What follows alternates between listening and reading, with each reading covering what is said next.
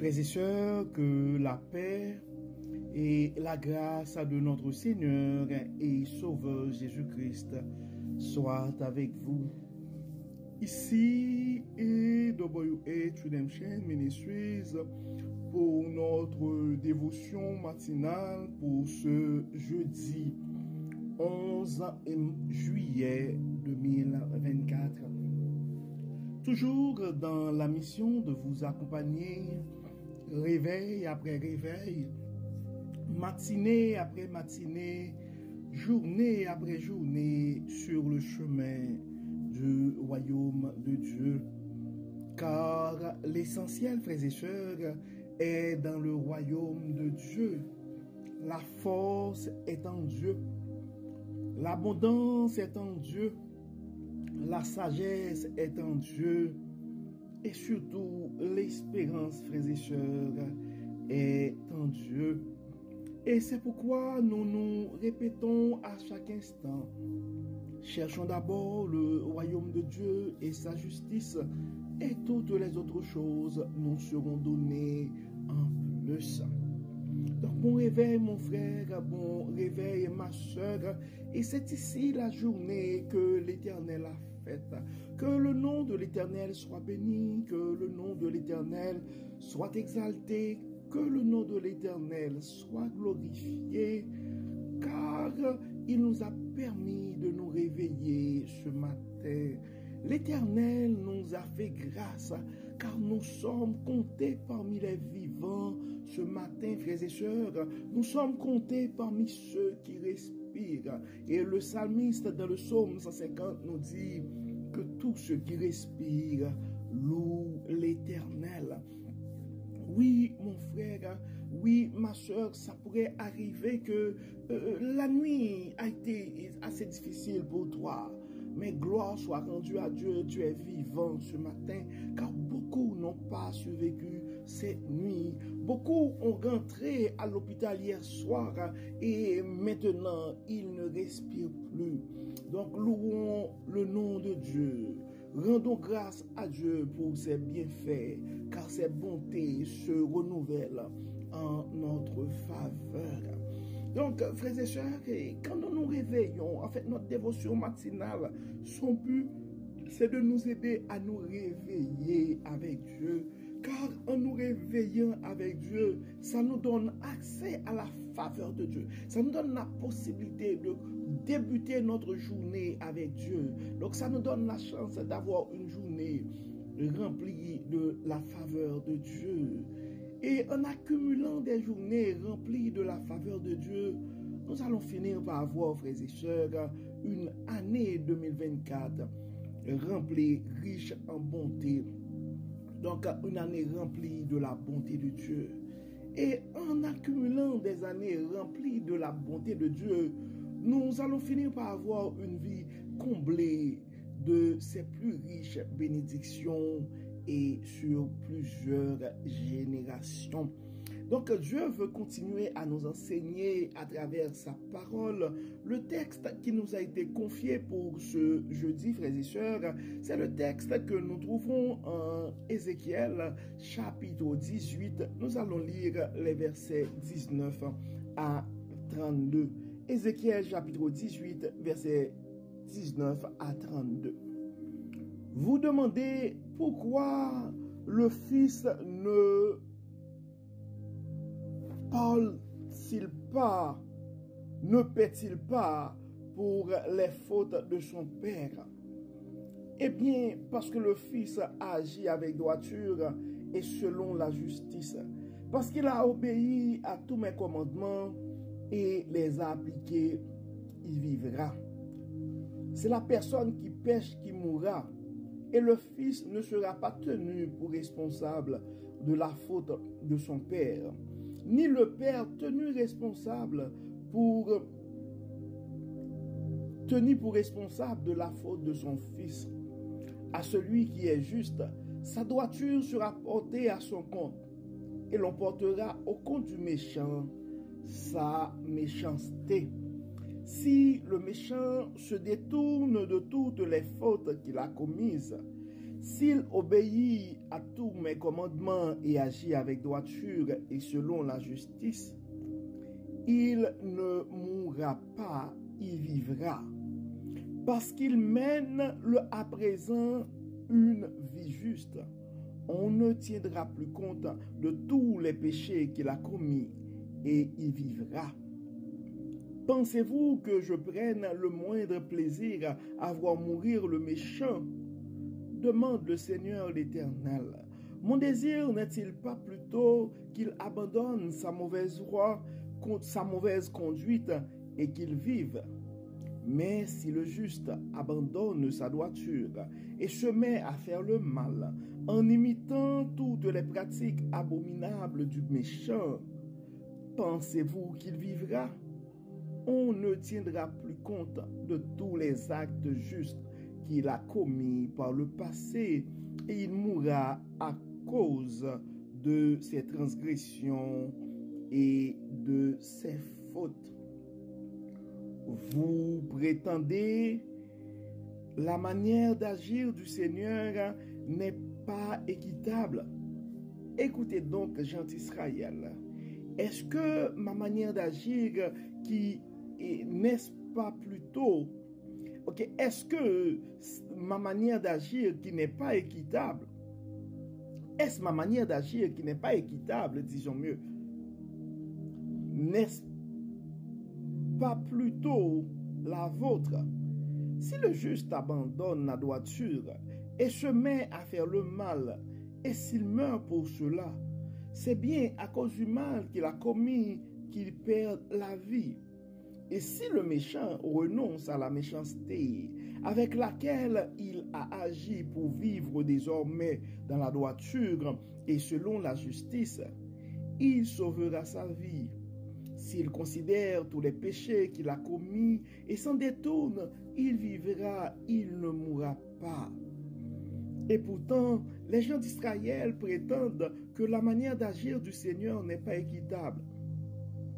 Est-ce vraiment ma manière d'agir qui n'est pas équitable, gens d'Israël?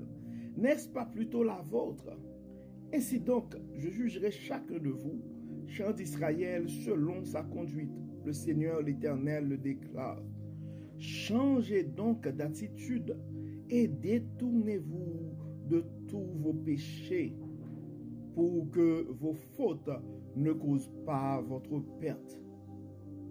Rejetez loin de vous tous les péchés que vous avez commis contre moi. Faites-vous un cœur nouveau et un état d'esprit nouveau. Car pourquoi faudrait-il que vous mouriez, gens d'Israël? Vraiment, moi, je ne prends aucun plaisir à voir mourir qui que ce soit. Le Seigneur, l'Éternel, le déclare. Convertissez-vous et vivez. Donc, le texte a été un peu long et nous pouvons voir, frères et sœurs, en fait, et tout est dans la parole de Dieu.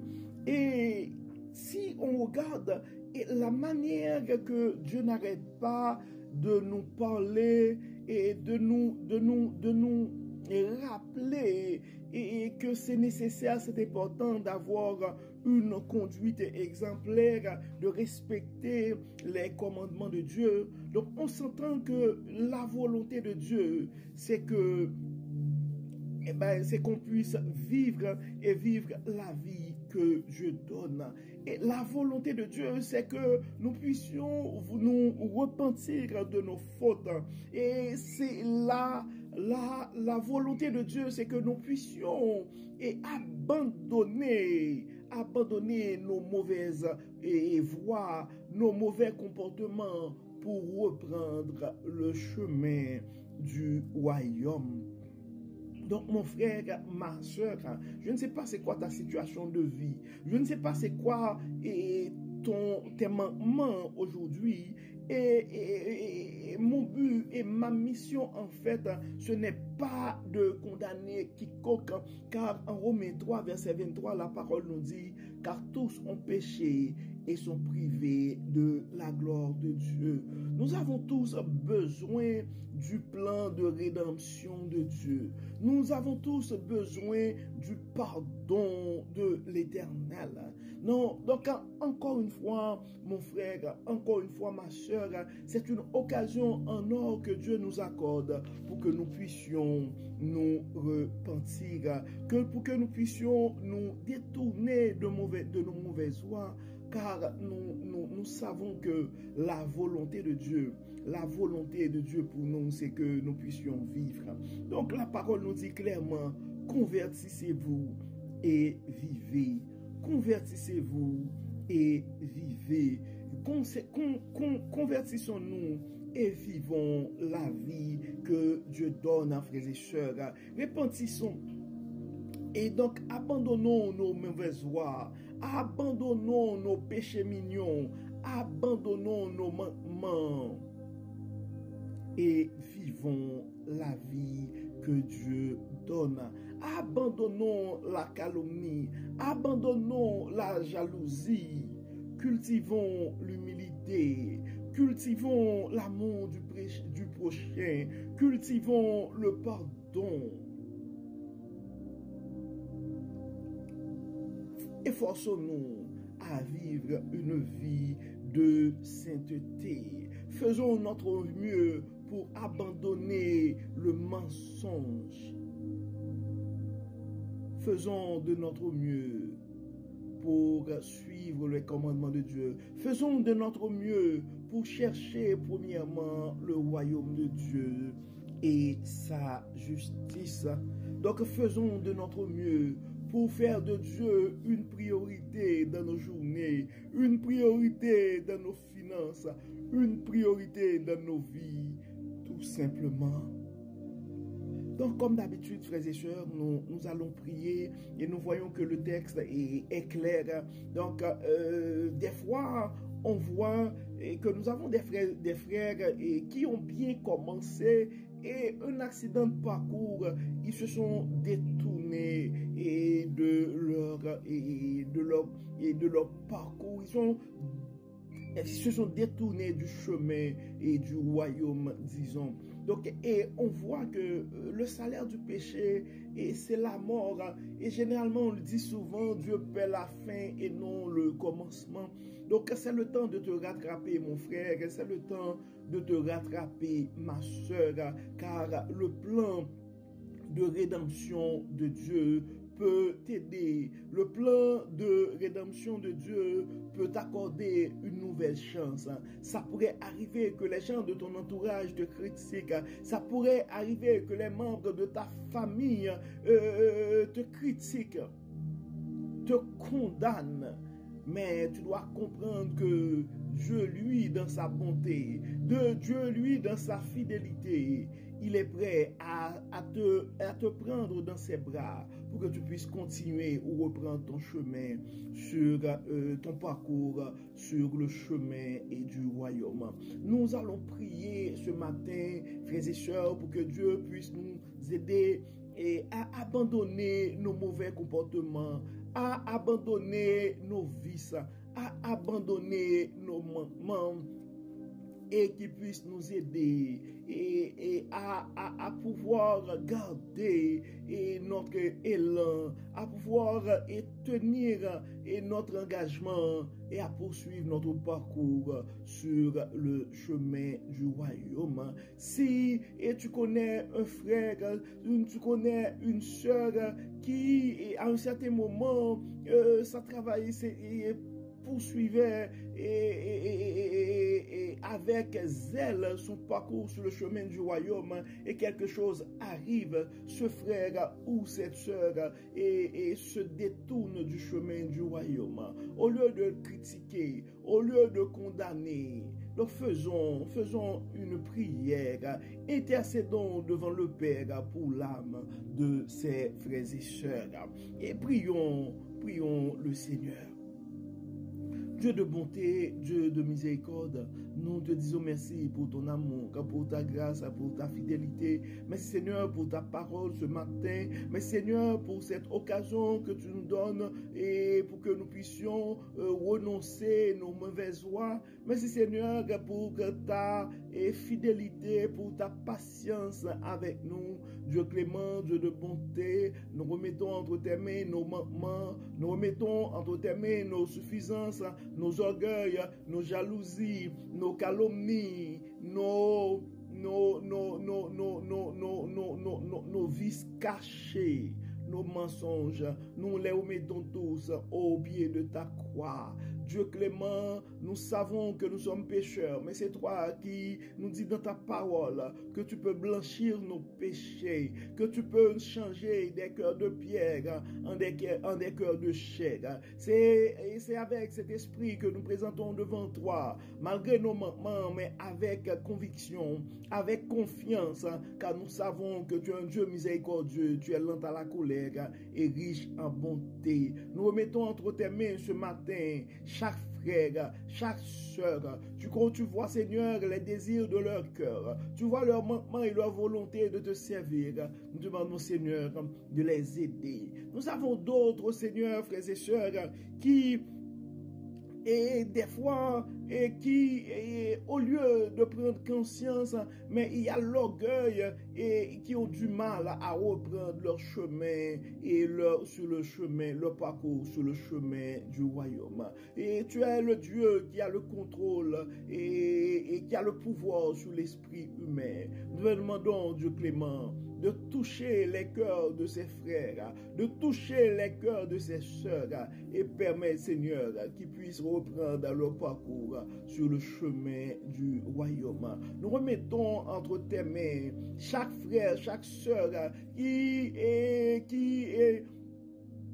est en train de se battre contre une addiction, contre un péché mignon, contre un vice quelconque. Tu les connais par leur nom, tu les connais par leur nom, tu connais leur combat. Dieu clément, aide-les. Dieu clément, accompagne-les. Dieu clément, fortifie-les. Tu vois, Dieu clément, et combien de frères et sœurs qui sont face à des tentations. Et la situation financière leur situation financière n'est pas stable. Et vous voyez, et c'est quoi et les propositions qui sont sur la table présentement. Nous demandons Dieu de fidélité, Dieu de bonté, donne-leur de réaliser que c'est ta bonté qui enrichit. Nous te demandons, Seigneur, de les fortifier face à cette tentation et donne-les, Seigneur, la force, le courage de pouvoir résister et pouvoir à leurs besoins. Dieu clément, Dieu de bonté, nous comptons sur toi. Bénis, Seigneur, guéris, Seigneur, et que tout soit fait dans nos vies pour la gloire de ton nom. Et nous remettons nos malades entre tes mains. Nos frères et sœurs qui ont des problèmes de couple, nous les remettons entre tes mains. D'autres qui ont des problèmes financiers, nous les remettons entre tes mains. D'autres qui ont des problèmes d'anxiété et qui se font des soucis par rapport au lendemain, nous les remettons entre tes mains. D'autres, Seigneur, leurs soucis, leurs chagrins présentement, ce sont leurs enfants. Nous demandons Dieu clément de les assister, de les garder. Toi qui as le pouvoir sur l'esprit humain, ces enfants incrédules, nous les remettons entre tes mains. Ces enfants qui détournent le chemin du royaume et qui font pleurer leurs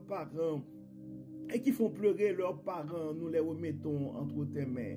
Dieu clément, guide nos jeunes, guide nos enfants, et dernier, soutenir, fortifier leurs parents. Que tout soit fait dans nos vies pour l'avancement de ton royaume sur cette terre. Bénis Seigneur, protège Seigneur, et que tout soit fait pour la gloire de ton nom. Au nom de Jésus, nous prions. Amen. Amen. Frères et sœurs, nous arrivons au terme de notre dévotion pour ce jeudi 11 juillet 2024. Donc, si vous ne l'avez pas encore fait, et nous vous invitons à partager ce message à un frère ou à une sœur, car on ne sait jamais ce que la parole de Dieu peut faire dans la vie de l'un de ses enfants. Donc d'ici là, frères et sœurs, nous vous souhaitons une excellente journée sous le regard du Dieu Tout-Puissant. Que le Seigneur nous bénisse, que le Seigneur nous protège, qu'il nous accorde sa grâce. Au nom de Jésus. Amen. Amen. Encore une fois, bon jeudi, frères et sœurs, et à demain.